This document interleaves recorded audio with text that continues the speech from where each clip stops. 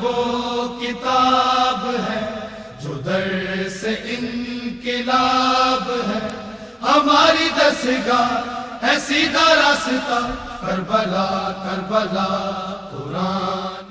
نزول قرآن سے ہٹ کر خود شب قدر موضوعیت رکھتی ہے۔ شب قدر کی خود ایک تاریخ اور ایک اہمیت ہے، یعنی ایسا نہیں ہے کہ نزول قرآن کی وجہ سے فقط آج کی رات کی اہمیت ہو، بلکہ قرآن میں خداوند عالم نے فرمایا کہ انا انزلناہ فی لیلۃ القدر، لیلۃ القدر تھی، اس کے اندر قرآن کو نازل کیا گیا ہے۔ لیلۃ القدر خود موضوعیت رکھتی ہے، ایک باشرف رات، ایک عظمت والی رات ہے کہ خدا نے قرآن کے نزول کے لیے اس رات کا انتخاب کیا۔ یہ شب قدر کی اہمیت یقیناً رسول اللہ سے پہلے اور اسلام سے پہلے کی تعلیمات میں بھی اس کی جو ہے تاریخ جو بیان کی جاتی ہے، اس میں اس رات کو خداوند عالم نے شرف عنایت فرمایا۔ دوسرا خود نزول قرآن ہے کہ اگر آج کی رات شب قدر کی رات ہو تو اس میں بالجملہ قرآن کریم کا نزول ہے کہ جو رسول اکرم کو خداوند عالم نے قرآن نازل کیا، قرآن کریم ان کو عطا کیا۔ خود ایک اور مناسبت اس شب قدر میں اور شبہائے قدر میں جو ایک اور مناسبت ہوتی ہے، ہم اس شب قدر کو شب ولایت بھی کہتے ہیں۔ شب قدر چونکہ اس شب قدر کے اندر سورہ انا انزلنا کے مطابق کہ اس میں امر خداوند عالم نازل ہوتا ہے، اس شب کے اندر خداوند عالم اپنے پیغام کو، اپنے امر کو، اپنے احکام کو، اپنی قضاء و قدر کو نازل کرتا ہے۔ کس کے اوپر نازل کرتا ہے؟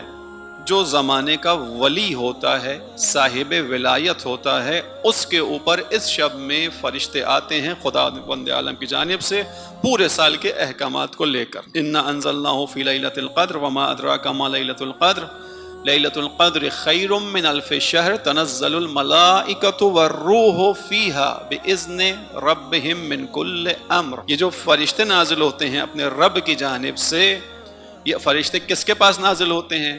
اب اگر یہ امر الہی لے کر آتے ہیں تو اس امر الہی کو کس کے حوالے کر کے جاتے ہیں؟ آیا امت کے پھیلے ہوئے بکھرے ہوئے افراد کے حوالے یہ امر الہی ہوتا ہے؟ خداوند عالم کا نظام تو ایسا نہیں ہے کہ خداوند عالم نظم کو اس طرح سے رکھے کہ امت کے اختیار میں دے دے۔ خداوند عالم نے انبیاء اور ان کے بعد اوصیاء کا سلسلہ رکھا ہے۔ امر الہی پھیلا ہوا نہیں ہو سکتا، امر الہی لوگوں کے ہاتھ میں نہیں ہو سکتا۔ جب کوئی امر خدا کی جانب سے آتا ہے تو اس بات کی دلیل ہے کہ کوئی نہ کوئی ولی امر بھی ہوگا جس تک یہ صاحب امر لے کر آتے ہیں۔ کوئی ولی امر ہے خدا کا جس کو ہماری اور آپ کی زبان میں زمانے کی حجت کہا جاتا ہے۔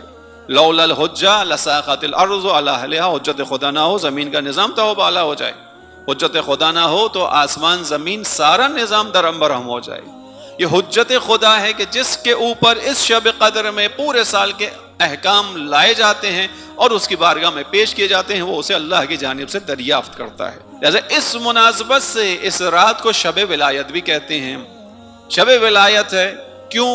اس کی ایک اور وجہ، آج کی رات میں میں اور آپ کیا کرتے ہیں؟ ابھی کچھ لمحوں بعد اعمال شب قدر کریں گے آپ اور ہم انشاءاللہ۔ ان اعمال کے اندر ہم اور آپ کیا کرتے ہیں؟ تھوڑی دیر کے لیے بیٹھتے ہیں، سوچتے ہیں، اپنی گزشتہ کی ہوئی خطاؤں کو یاد کرتے ہیں، اس کے بعد اپنی ان گزشتہ خطاؤں پر پشیمان ہوتے ہیں، اس کے بعد آنکھوں میں آنسو لاتے ہیں، کبھی قرآن سر پہ رکھتے ہیں، کبھی اہل بیت علیہم السلام کا مبارک نام زبانوں پر جاری کرتے ہیں، ان کے توسل سے خدا کی بارگاہ تک رسائی حاصل کرتے ہیں۔ یہ ہمارا پورا عمل، بیٹھنا، سوچنا، گزشتہ پر پشیمان ہونا، نادم ہونا، توسل اہل بیت کرنا، قرآن کا وسیلہ لے کر آنا، کس چیز کے لیے؟ تاکہ خدا پھر سے ہمیں اپنی بارگاہ میں قبول کر لے۔ خدا ہمیں اپنی بارگاہ میں قبول کر لے کیا مطلب؟ یعنی دوبارہ سے ہم خداوند عالم کی ولایت میں آ جائیں، خداوند عالم کی ولایت کے تحت زندگی گزاریں، خداوند عالم کی ولایت میں رہیں۔ اب یہ خدا کی ولایت سے کیا مراد ہے؟ اور کیا انسان کبھی خدا کی ولایت سے باہر بھی جاتا ہے؟ کیا انسان خدا کی ولایت سے باہر بھی چلے جاتے ہیں؟ اور اب جو آپ کے سامنے آیت پڑھی میں نے سورہ بقرہ کی آیت، خداوند عالم نے ارشاد فرمایا اللہ ولی الذین آمنوا، اللہ ولی ہے مگر کن کا؟ جو لوگ ایمان لے کر آئے۔ اس ولایت کے نتیجے میں ہوتا کیا ہے؟ یخرجہم من الظلمات الی النور، اس ولایت میں آنے والوں کو خدا ظلمتوں سے، تاریکیوں سے، نفس پرستیوں سے نکال کر ہدایت اور نور کی وادی میں لے جاتا ہے۔ لیکن اس کے مقابلے پہ ایک گروہ ہے والذین کفروا، دوسرا گروہ وہ ہے کہ جنہوں نے کفر کیا، انکار کیا، خدا کا انکار کیا، خدا کے رسول کا، خدا کی کتاب کا، خدا کی جانب سے معین شدہ نمائندوں کا انتخاب کیا۔ والذین کفروا، انہوں نے انکار کر دیا خدا کا۔ اب جب خدا کا انکار کر دیا، خدا کی ولایت سے باہر آ گئے۔ جب خدا کی ولایت سے باہر آ گئے تو پھر کیا ہوا؟ اولیاءہم الطاغوت، یہ ہیں کسی کی سرپرستی میں، ان کا کوئی سرپرست ہے، مگر ان کا سرپرست کون ہے؟ اللہ کے مقابلے میں جب بھی کسی کی ولایت آئے گی وہ طاغوت کا نام آئے گا، طاغوت کی سرپرستی میں آ گئے۔ اب جب یہ طاغوت کی سرپرستی میں آ گئے تو اس کا اثرات کیا ہیں؟ طاغوت کیا کرتا ہے؟ یخرجونہم من النور الی الظلمات، طاغوت کا کام ہی یہی ہے کہ انسان کے اندر موجود خداداد صلاحیتوں کا قتل کر دیا جائے۔ طاغوت کا کام ہی یہی ہے کہ انسان کے اندر جو خداوند عالم نے اس کی فطرت میں حق طلبی رکھی ہے، حق پرستی رکھی ہے، اس کا قتل کر دیا جائے۔ یہ طاغوت اپنی سرپرستی میں ان لوگوں کو نکالتا ہے، نور سے تاریکیوں کی طرف لے جاتا ہے، اور جب کوئی اللہ کی سرپرستی کو چھوڑ دیتا ہے اس کا نتیجہ کیا نکلتا ہے؟ ان تاریکیوں میں اس کو ہمیشہ کے لیے رہنا پڑتا ہے۔ اولئک اصحاب النار ہم فیہا خالدون، ہمیشہ ہمیشہ کے لیے اس میں منزل بن جاتی ہے۔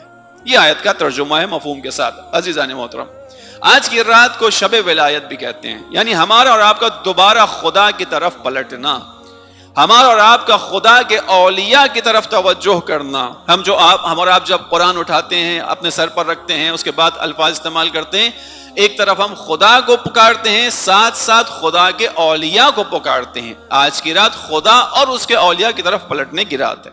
آج کی رات شب ولایت کہلاتی ہے، شب ولایت ہے۔ عزیزوں، یہ ولایت یعنی ہمیشہ خدا کی نگاہ میں رہنا، ہمیشہ جو انسان خدا کی نگاہ میں رہے، جس کا کفیل ہمیشہ خدا ہو، جس کو ہمیشہ خدا اپنی نگاہ خاص میں رکھے، خدا کی ولایت میں زندگی گزارنا ہے۔ کیا ایسا ممکن ہے کہ انسان کبھی خداوند عالم کی نگاہوں سے دور بھی ہو جائے؟ اس کے لیے بالکل ہمیں نشانیاں ملتی ہیں۔ وہ واقعہ یاد کیجئے کہ جب رسول اللہ کی زوجہ ام سلمہ اس واقعے کو نقل کرتی ہیں، کہتی ہیں کہ جو طریقہ کار تھا رسول اللہ کا، اس کے مطابق رسول اللہ کو ان کے پاس ہونا تھا۔ رسول اللہ کی ازواج تھیں اور رسول اللہ نے نوبت باندھی ہوئی تھی، باریاں بنائی ہوئی تھی کہ آج کس کے پاس، کل کس کے پاس، پرسوں کس کے پاس قیام ہوگا۔ لہذا جناب ام سلمہ کی باری تھی کہ رسول اللہ نے آج ان کے حجرے میں ان کے ساتھ ہونا تھا، ان کے ساتھ انہوں نے وقت گزارنا تھا۔ کہتی ہیں کہ میں نے دیکھا کہ رات ہو گئی، رسول اللہ مجھے بستر پر نظر نہیں آئے، رسول اللہ حجرے میں تشریف نہیں لائے، نظر نہیں آئے۔ کہتی ہیں اس عادت کے مطابق کہ جو خواتین کے ذہن میں آ جاتی ہے کہ معلوم نہیں کس کے پاس بیٹھے ہوں گے، وعدہ تو میرا تھا، نوبت تو میری تھی، وقت تو میرا تھا، کسی اور کے پاس بیٹھ گئے ہوں گے۔ کہتی ہے میں اس خیال سے باہر نکلی کہ جا کر دیکھوں رسول اللہ کس کے پاس ہیں، کس کے حجرے میں۔ کہتی ہیں میں ایک ایک کر کے تمام جو رسول اللہ کی ازواج تھی ان کے حجرے کے پاس سے گزری، مجھے کہیں سے اللہ کے رسول کی آواز نہیں آئی۔ اس کا مطلب ہے کہ اللہ کے رسول وہاں موجود نہیں ہے۔ اسی اثنا میں تھوڑی سی انہوں نے جب توجہ کی تو انہیں محسوس ہوا کہ اللہ کے رسول کی آواز بڑی مدھم سی آواز آ رہی ہے۔ اس آواز کے پیچھے پیچھے چلی، دیکھا رسول اللہ ایک جگہ پر عبادت کر رہے ہیں اور حالت سجدہ میں ہیں۔ جب حالت سجدہ میں تھی، یہ رسول اللہ کے نزدیک پہنچی، رسول اللہ اسی سجدے کی حالت میں ان الفاظ میں خدا کو پکارتے ہوئے نظر آئے کہ الہی، میرے پروردگار، لا تکلنی الی نفسی طرفۃ عین ابدا، اے میرے پروردگار ایک لمحے کے لیے بھی مجھ کو میرے حال پہ نہ چھوڑ دینا۔ کس کے الفاظ ہیں؟ رسول اللہ کے الفاظ۔ الہی لا تکلنی الی نفسی طرفۃ عین ابدا، بار الہ ایک لمحے کے لیے بھی مجھ کو میرے حال پہ نہ چھوڑنا۔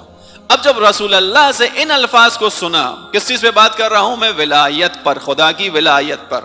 ہمارا آپ آج شب قدر کے ذریعے سے دوبارہ خدا کی ولایت میں جاتے ہیں، اولیاء خدا کی ولایت میں آتے ہیں۔ اگر پورے سال ہم سے کچھ ایسے اعمال ہو گئے ہوتے ہیں کہ ہم ولایت الہی سے باہر نکل گئے ہوتے ہیں اپنے عمل کی بنیاد پر، تو آج خدا ہمیں موقع دیتا ہے کہ آج میں نے دروازے کھول دیے، آؤ خدا کی ولایت میں پھر آ جاؤ، آج خدا کے اولیاء کی ولایت میں پھر سے آ جاؤ، آج پھر خدا کو اپنا وکیل ہو، خدا کو اپنا سرپرست قرار دو۔ یہی حقیقی ولایت ہے۔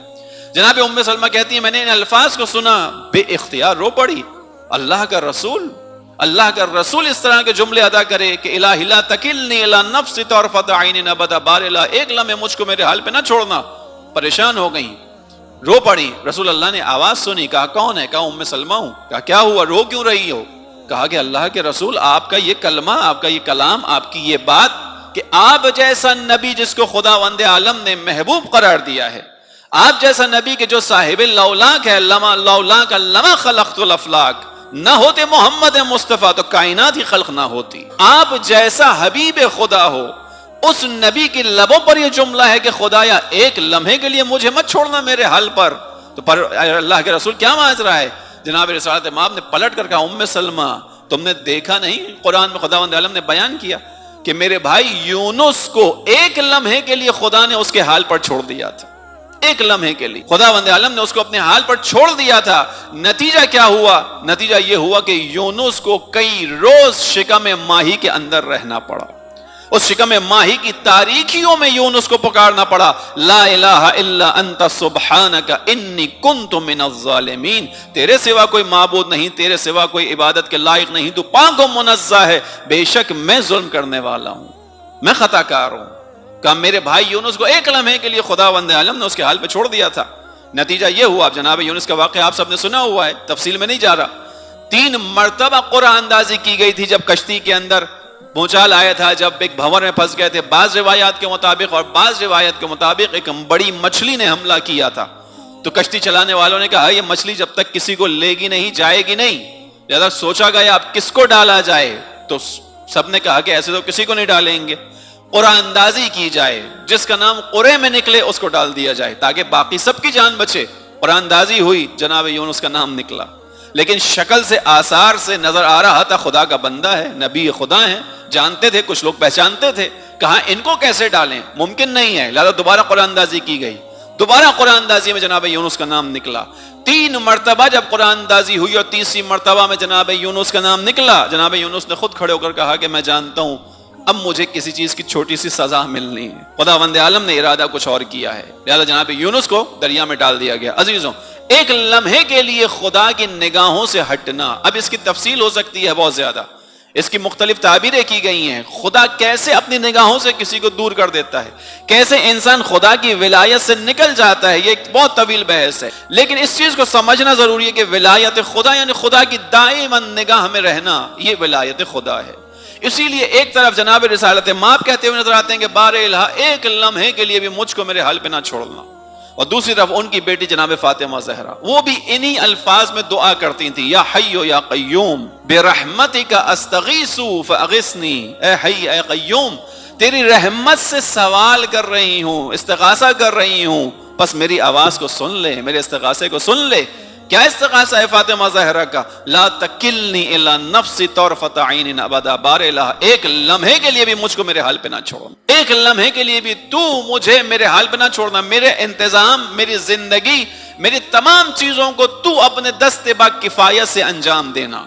خدایا ایک لمحے کے لیے بھی مجھ کو میرے حال پہ نہ چھوڑنا. یہ پیغام ہے عزیزوں، آج کی رات کا بھی پیغام یہی ہے، شب قدر کا پیغام بھی یہی ہے. شب قدر یعنی خدا کی ولایت میں پلٹنا، خدا کی ولایت میں آنا. یہ میں بار بار عرض کر رہا ہوں کہ قرآن سر پر رکھیں گے، ولایت اہل بیت کا نام لیں گے، یعنی خدایا تیری ہی ولایت حقیقی ہے. اگر بیچ میں گزشتہ سال سے اس سال کے درمیان کہیں ہم سے کوتاہی ہو گئی، اس کوتاہی کے نتیجے میں اگر تو نے ہماری طرف سے نگاہ ہٹا لی تھی، تو بار الہ آج کے اس شب کا واسطہ، اس قرآن کا واسطہ جو سر پر ہے، ان مبارک ناموں کا واسطہ جو لبوں پر جاری کروائے تو نے، ان کے صدقے سے ہمیں دوبارہ اپنی ولایت میں لے لینا. درود بھیجے محمد. انا نحن نزلنا الذکر وانا لہ لحافظون.